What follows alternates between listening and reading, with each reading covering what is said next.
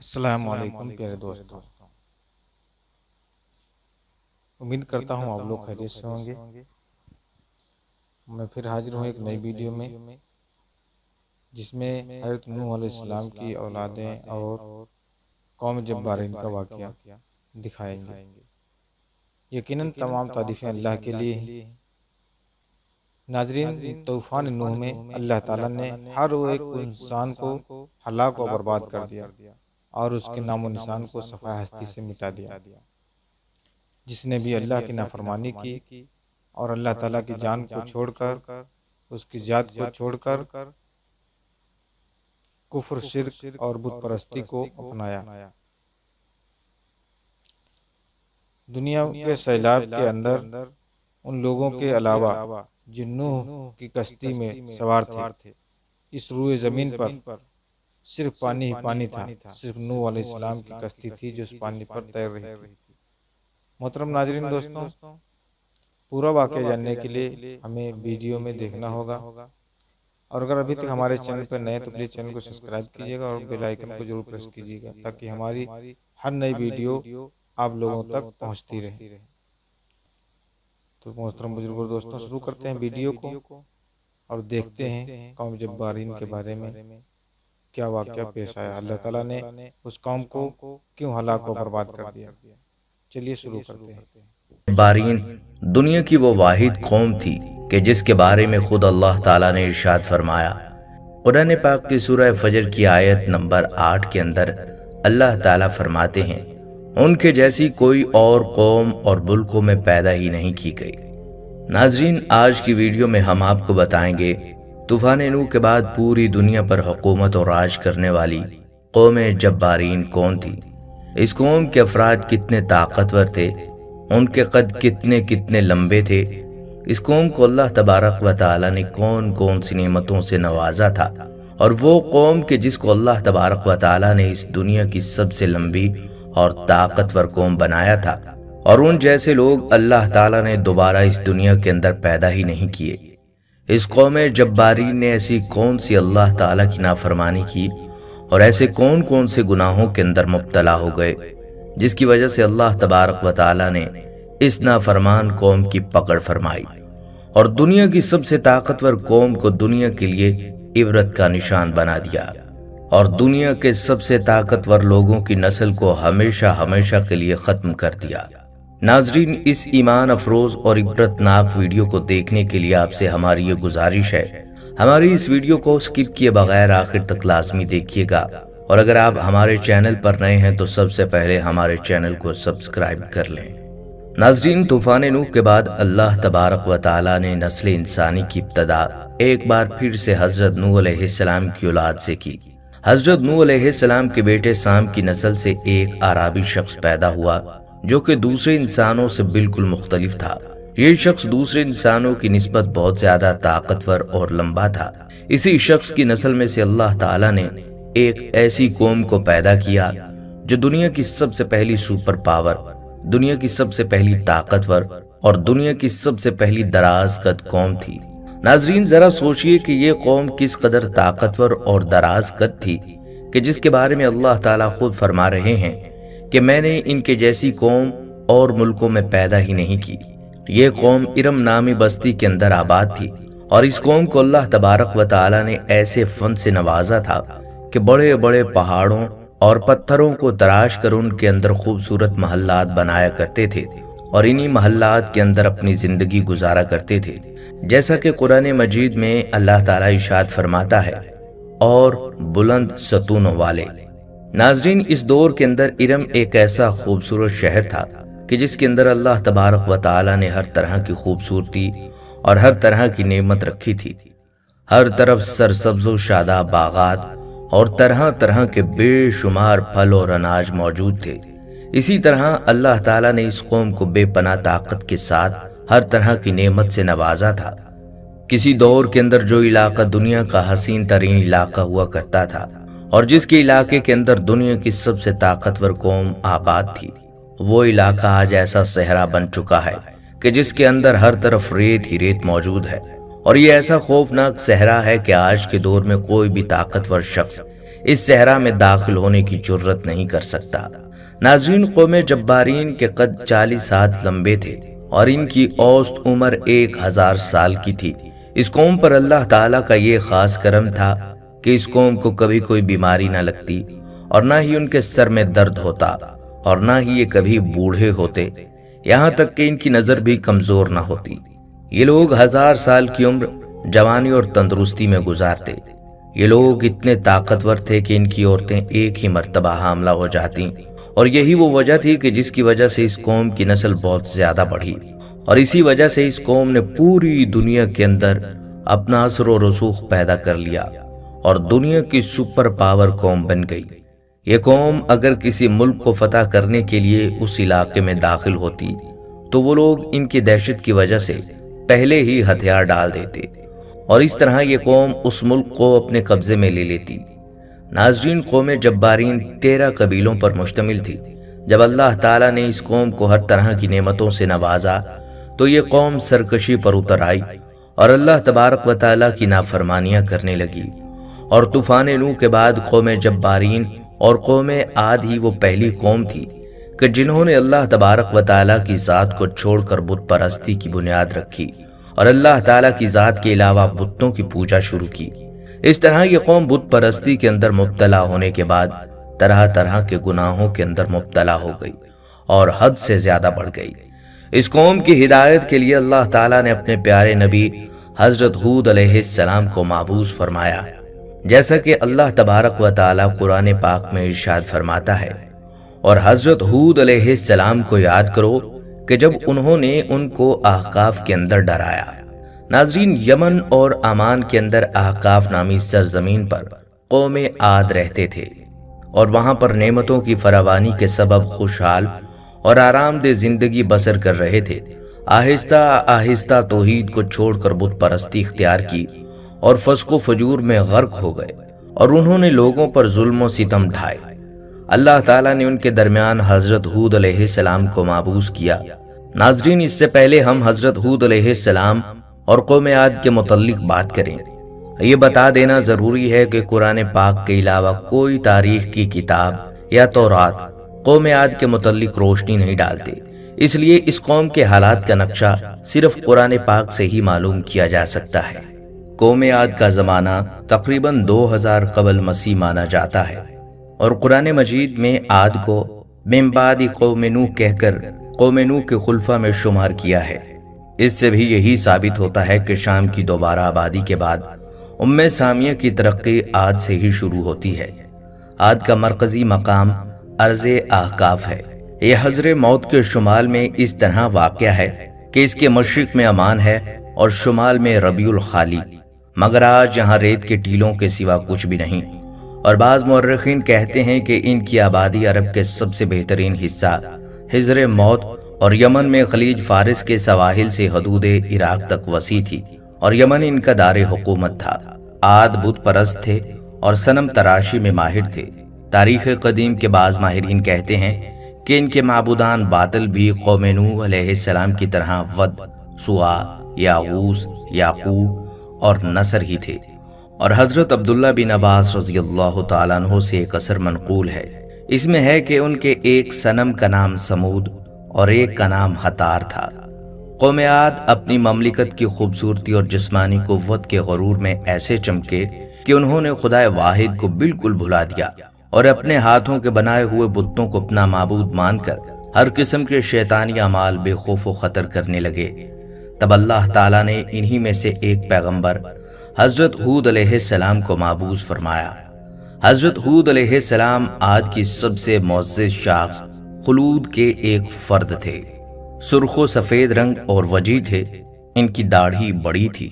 انہوں نے اپنی قوم کو اللہ کی توحید کی طرف اور اس کی عبادت کی طرف دعوت دی اور لوگوں پر ظلم و ستم کرنے سے منع فرمایا، مگر عاد نے ایک نہ مانی اور ان کو سختی کے ساتھ جھٹلایا اور غرور و تکبر کے ساتھ کہنے لگے، آج دنیا میں ہم سے زیادہ شان و شوکت کا کون مالک ہے؟ مگر حضرت ہود علیہ السلام مسلسل اسلام کی تبلیغ میں لگے رہے۔ وہ اپنی قوم کو عذاب الہی سے ڈراتے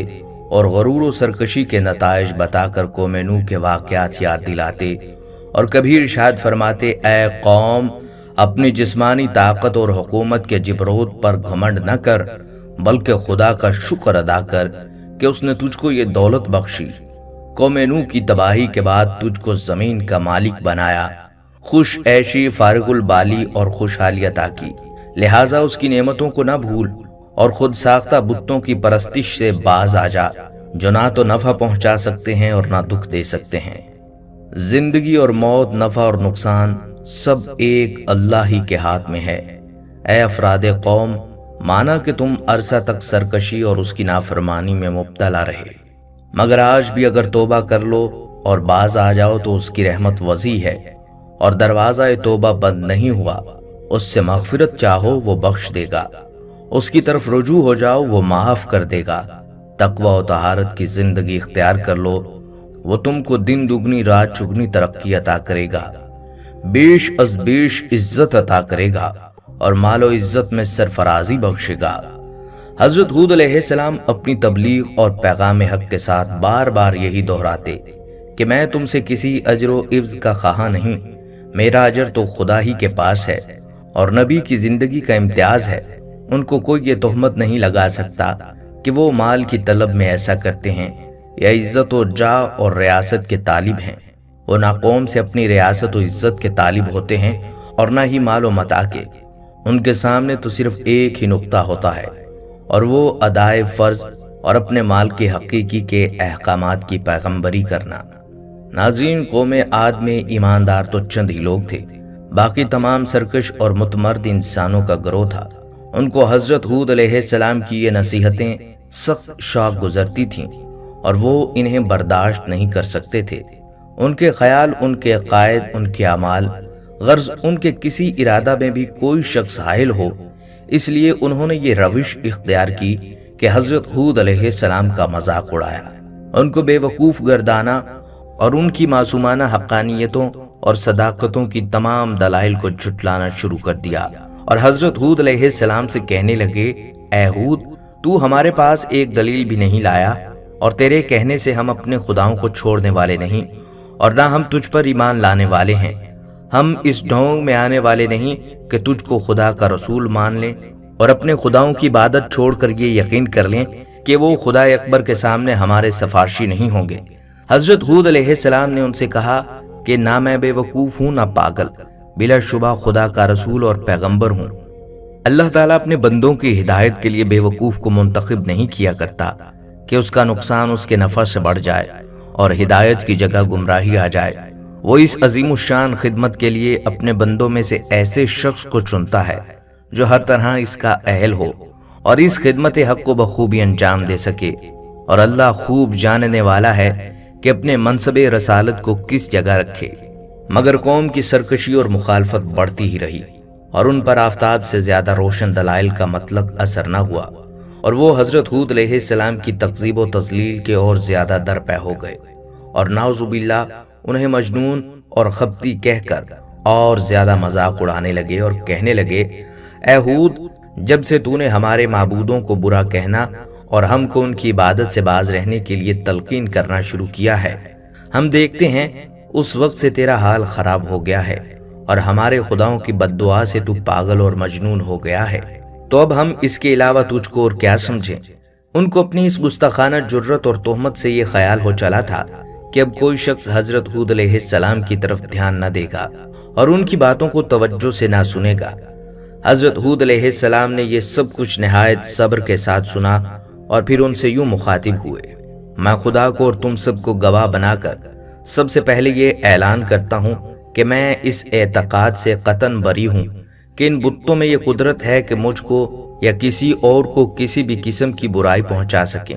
اس کے بعد تم کو اور تمہارے ان معبودان باطل کو چیلنج کرتا ہوں کہ اگر ان میں سے ایسی قدرت ہے تو وہ مجھ کو نقصان پہنچانے میں جلدی سے اقدام کریں۔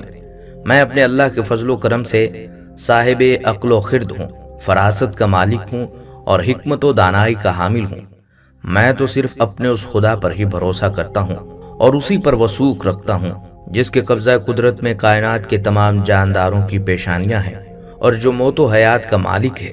وہ ضرور میری مدد کرے گا اور ہر نقصان پہنچانے والے کی نقصان سے محفوظ رکھے گا۔ آخر حضرت ہود علیہ السلام نے ان کی مسلسل بغاوت و سرکشی کے خلاف یہ اعلان کر دیا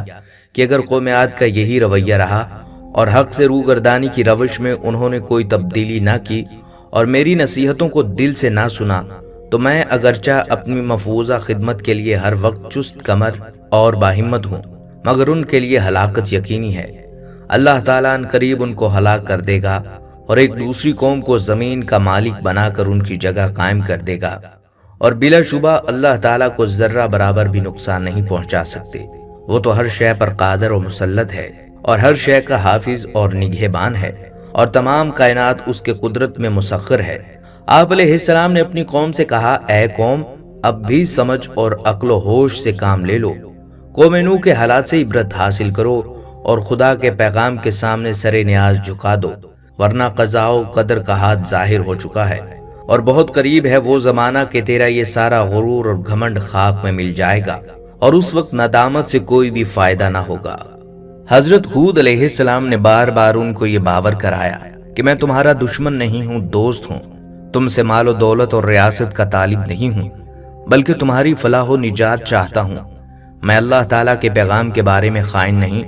بلکہ امین ہوں، وہی کہتا ہوں جو مجھ سے کہا جاتا ہے، جو کچھ کہتا ہوں قوم کی سعادت اور حسن حال و مال کے لیے کہتا ہوں، بلکہ دائمی اور ہمیشہ کی نجات کے لیے کہتا ہوں۔ تم کو اپنی ہی قوم کے ایک انسان پر خدا کے پیغام نازل ہونے سے اچنبھا نہیں ہونا چاہیے، کیونکہ یہ قدیم سے خدا کی سنت جاریہ ہے کہ انسان کی ہدایت و سعادت کے لیے انہی میں سے ایک شخص کو چن لیتا ہے اور اپنا رسول بنا کر اس سے خطاب کرتا ہے، اور اپنی مرضیات اور نامرضیات سے اس کی معرفت اپنے بندوں کو مطلع کرتا رہتا ہے۔ اور فطرت کا تقاضا بھی یہی ہے کہ کسی قوم کی رشد و ہدایت کے لیے ایسے شخص کا ہی انتخاب کیا جائے جو بول چال میں انہی کی طرح ہو، ان کے اخلاق و عادات سے واقف اور دانا ہو، ان کے خصوصی امتیازات سے آشنا اور انہی کے ساتھ زندگی گزارتا ہو کہ اسی سے قوم مانوس ہو سکتی ہے، اور وہی ان کا صحیح ہادی مشفق بن سکتا ہے۔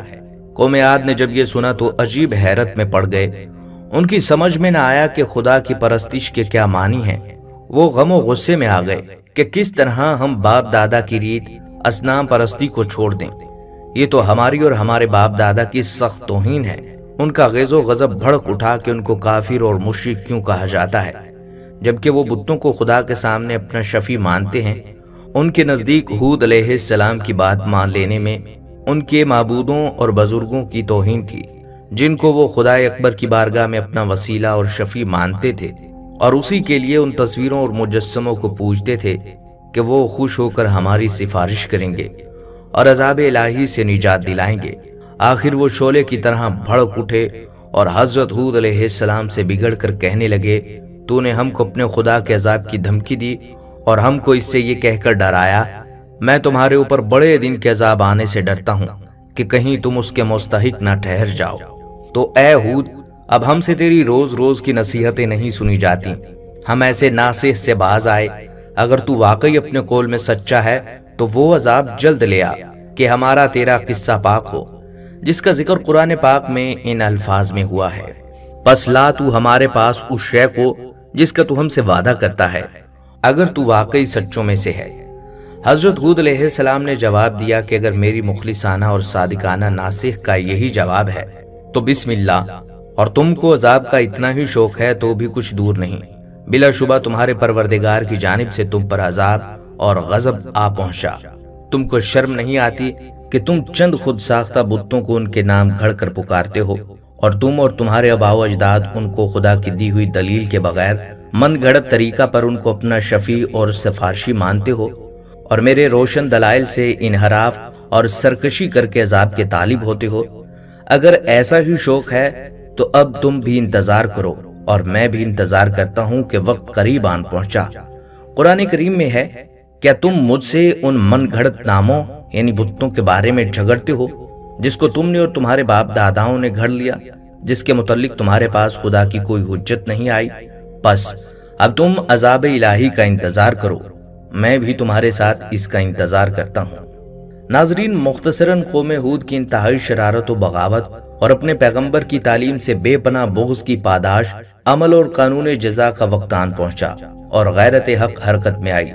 جب حضرت ہود علیہ السلام کے بار بار دعوت حق دینے کے باوجود یہ قوم بت پرستی، زناکاری اور طرح طرح کی برائیوں سے باز نہ آئی، تو اس وقت حضرت ہود علیہ السلام نے اللہ تبارک و تعالیٰ کی بارگاہ میں دعا کی، یا رب العالمین اس قوم پر اپنا دردناک عذاب نازل فرما۔ تو اللہ تبارک و تعالیٰ نے اپنے پیارے نبی حضرت ہود علیہ السلام کی دعا کو قبول کرتے ہوئے اس قوم پر اپنے عذاب کی ابتدا کی۔ چنانچہ اللہ تبارک و تعالیٰ نے بارش برسانے والے فرشتوں کو حکم دیا کہ وہ اس روئے زمین پر بارش نہ برسائیں، اور چشموں کو چلانے والے فرشتوں کو حکم دیا کہ اس روئے زمین کے سارے چشموں کو خشک کر دیا جائے۔ چنانچہ اس کے بعد اللہ تبارک و تعالیٰ کے حکم کے مطابق دیکھتے ہی دیکھتے وہ علاقہ جو کل تک سرسبز و شاداب تھا اور جس علاقے میں ہر طرف خوبصورت باغات تھے، وہ خشک ہونے لگا، اور اس قدر خشک ہو گیا کہ اس قوم کے پاس کھانے پینے کے لیے کچھ نہ تھا۔ ان کے مویشی بھوک اور پیاس کی وجہ سے مرنے لگے، اور اس قوم کے لوگ پانی کے لیے ترسنے لگے۔ اس طرح اللہ تبارک و تعالیٰ نے اس قوم پر اپنا پہلا عذاب نازل فرمایا، اور پوری قوم خشک سالی کا شکار ہو گئی، اور اس عذاب کا سلسلہ مسلسل 3 سالوں تک جاری رہا۔ جب اس قوم کی حالت اس قحط سالی کی وجہ سے غیر ہو گئی تو حضرت ہود علیہ السلام سے اپنی قوم کی یہ حالت دیکھی نہ جاتی تھی۔ اس وقت حضرت ہود علیہ السلام نے ایک بار پھر اپنی قوم کو سمجھانے کی کوشش کی کہ اب بھی وقت ہے، اللہ تعالیٰ کی وحدانیت پر ایمان لے آؤ، اللہ تعالیٰ پھر سے تمہاری رونقوں کو آباد کر دے گا اور تمہیں وسیع رزق عطا فرمائے گا۔ حضرت ہود علیہ السلام اپنی قوم سے کہنے لگے کہ اے میری قوم کے لوگوں، اپنے پالنے والے سے بخشش مانگو، بے شک اللہ تبارک و تعالیٰ تمہاری توبہ قبول کرے گا اور تمہارے لیے آسمان سے موسلا دھار بارش برسائے گا۔ لیکن اللہ تبارک و تعالیٰ کے اس عذاب کو دیکھنے کے باوجود یہ قوم اللہ تبارک و تعالیٰ کی وحدانیت پر ایمان نہ لائی، اور اسی طرح اپنے کفر و شرک پر ڈٹی رہی۔ اس قوم کے بدبخت لوگ حضرت ہود علیہ السلام سے کہنے لگے کہ تم ہمارے پاس کون سی دلیل لے کر آئے ہو، اور ہم تمہارے کہنے کی وجہ سے اپنے باپ دادا کا دین کیسے چھوڑ دیں؟ بلکہ یہ سمجھتے ہیں کہ تم مجنون ہو اور ہمارے خداؤں میں سے کسی خدا نے تمہیں دیوانہ کر دیا ہے۔ چنانچہ اس طرح حضرت ہود علیہ السلام بار بار اپنی قوم کو دعوت حق دیتے اور اللہ تبارک و تعالیٰ کی وحدانیت کی طرف بلاتے، لیکن یہ قوم بار بار حضرت ہود علیہ السلام کو جھٹلاتی اور ان کا مذاق اڑاتی، اور ان کو معاذ اللہ پاگل اور مجنون کہتی۔ جب یہ قوم اللہ تبارک و تعالیٰ کی اس عذاب سے تنگ آ گئی تو اس قوم کے دانشور لوگ ایک جگہ اکٹھے ہوئے اور اس عذاب سے چھٹکارا حاصل کرنے کے لیے تدبیریں نکالنے لگے۔ پیارے دوستو، پہلی قوموں کے اندر یہ بات مشہور تھی کہ جب بھی کسی قوم پر قحط سالی یا اللہ تبارک و تعالیٰ کا کوئی عذاب نازل ہوتا تو وہ قوم اللہ تعالیٰ کے گھر خانہ کعبہ کے اندر جا کر دعا کرتی، تو اللہ تعالیٰ اپنے گھر کے صدقے اس قوم سے قحط سالی اور اپنے عذاب کو دور کر دیتا اور اس قوم کو خوشحال کر دیتا۔ چنانچہ قوم جبارین نے بھی ایسا ہی کیا اور ایک بڑے لشکر کو تیار کیا اور اس لشکر کو خانہ کعبہ کی طرف روانہ کر دیا تاکہ یہ لوگ وہاں جا کر اللہ تعالیٰ سے دعا کریں اور اللہ تبارک و تعالیٰ ہم سے اس عذاب کو دور کر دے۔ چنانچہ 90 افراد پر مشتمل یہ لشکر مکہ مکرمہ کی طرف روانہ ہو گیا۔ اس وقت مکہ مکرمہ کے اوپر قوم عمالقہ کی حکومت تھی اور ان کے سردار کا نام جرار بن طارق تھا۔ جرار بن طارق کی بیوی قوم جبارین کی نسل میں سے تھی، لہٰذا اسی وجہ سے جیسے ہی وہ لشکر مکہ مکرمہ کے اندر پہنچا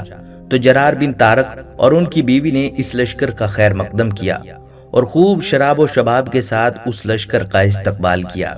امام طبری رحمت اللہ علیہ بیان کرتے ہیں کہ قوم جبارین کا یہ لشکر ہے 1 ماہ تک اسی طرح گناہوں کے اندر مبتلا رہا اور اپنے مقصد سے غافل رہا۔ اسی دوران یہ لوگ بالکل اس بات کو بھول گئے کہ ہمارے پیچھے رہ جانے والی قوم کا کیا حال ہوا ہوگا اور وہ کس حال میں ہیں۔ چنانچہ جب اس لشکر کو عیاشی کرتے ہوئے 1 مہینہ گزر گیا تو جرار بن طارق نے اپنی بیوی کے ذریعے اور گانا گانے والی عورتوں کے ذریعے ان کو ان کا بھولا ہوا مقصد یاد دلایا کہ وہ کس مقصد کے لیے یہاں پر آئے ہیں اور وہ یہاں آ کر اپنے مقصد کو بھول بیٹھے ہیں۔ چنانچہ ان کی یاد دلانے پر اس لشکر کو ہوش آیا اور یہ لوگ فوراً مکہ معظمہ کی طرف گئے اور وہاں جا کر اللہ تبارک و تعالیٰ کی بارگاہ میں رو رو کر دعائیں کرنے لگے۔ ابھی یہ لوگ دعا کے اندر مصروف ہی تھے کہ یکا یک دیکھتے ہی دیکھتے ایک سیاہ رنگ کا بادل ان کے اوپر آ گیا۔ ان بادلوں کو دیکھ کر یہ لوگ بہت خوش ہوئے چنانچہ اس کے بعد ان لوگوں نے خوشی خوشی اپنے علاقے کی طرف جانے کی تیاری کی۔ جیسے جیسے یہ لوگ اپنے علاقے کی طرف بڑھتے جاتے، ویسے ویسے یہ بادل بھی ان کے پیچھے اس علاقے کی طرف بڑھتے جاتے۔ اس طرح جب یہ لشکر اپنے علاقے کے قریب آیا اور جب حضرت ہود علیہ السلام نے ان کالے بادلوں کو دیکھا تو حضرت ہود علیہ السلام فوراً سمجھ گئے یہ بادل بارش لے کر نہیں بلکہ اللہ تبارک و تعالیٰ کا دردناک عذاب لے کر آ رہے ہیں۔ چنانچہ جن بادلوں کو دیکھ کر یہ لوگ خوش ہو رہے تھے اور بارش سمجھ رہے تھے، در حقیقت وہ بادل اللہ تعالیٰ کا دردناک عذاب تھے جو ان پر نازل ہونے والا تھا۔ چنانچہ حضرت ہود علیہ السلام نے اللہ تبارک و تعالیٰ کے عذاب کو دیکھ لیا تو حضرت ہود علیہ السلام نے ایک مرتبہ پھر اپنی قوم کو سمجھانے کی کوشش کی کہ اب بھی وقت ہے، تم اللہ تعالیٰ کی وحدانیت پر ایمان لے آؤ اور اپنے گناہوں سے توبہ کر لو، ورنہ اللہ تبارک و تعالیٰ کا دردناک عذاب تمہارا منتظر ہے اور ان قریب تم لوگ ہلاک کر دیے جاؤ گے۔ لیکن حضرت ہود علیہ السلام کی واعظ و نصیحت کا اس بدبخت قوم پر کوئی اثر نہ ہوا اور اسی طرح حضرت ہود علیہ السلام کو جھٹلاتے رہے اور اپنے کفر و شرک پر ڈٹے رہے۔ چنانچہ حضرت ہود علیہ السلام کی یہ بات سننے کے بعد یہ قوم اپنی سرکشی سے باز نہ آئی اور اسی طرح حضرت ہود علیہ السلام کو جھٹلاتی رہی۔ آخری بار سمجھانے کے باوجود بھی جب یہ قوم راہ حق پر نہ آئی تو اللہ تعالیٰ نے حضرت ہود علیہ السلام کو اس علاقے سے ہجرت کرنے کا حکم دیا۔ چنانچہ حضرت ہود علیہ السلام مومنین کو لے کر اس علاقے سے ہجرت کر گئے۔ جیسے ہی حضرت ہود علیہ السلام نے مومنین کے ساتھ اس علاقے سے قدم باہر رکھا تو وہ بادل مزید سیاہ ہوتے گئے اور دیکھتے ہی دیکھتے دردناک طوفان شروع ہو گیا۔ ان بادلوں کے اندر اللہ تعالیٰ کی طرف سے بھیجی ہوئی اس قدر دردناک ہوا تھی کہ جس نے اس قوم کے لوگوں کو چیونٹیوں کی طرح اٹھا کر پھینکنا شروع کر دیا، اور قوم جبارین کے وہ لوگ جو دنیا کی سب سے طاقتور قوم تھی، اس قوم کے لوگ تنکوں کی طرح ہواؤں میں اڑ رہے تھے۔ تنومند اور قوی ہیکل انسان جو اپنی جسمانی قوتوں کے گھمنڈ میں سرمست اور سرکش تھے، اس طرح بے حس و حرکت پڑے نظر آئے جس طرح آندھی سے تناور درخت بے جان ہو کر گر جاتے ہیں۔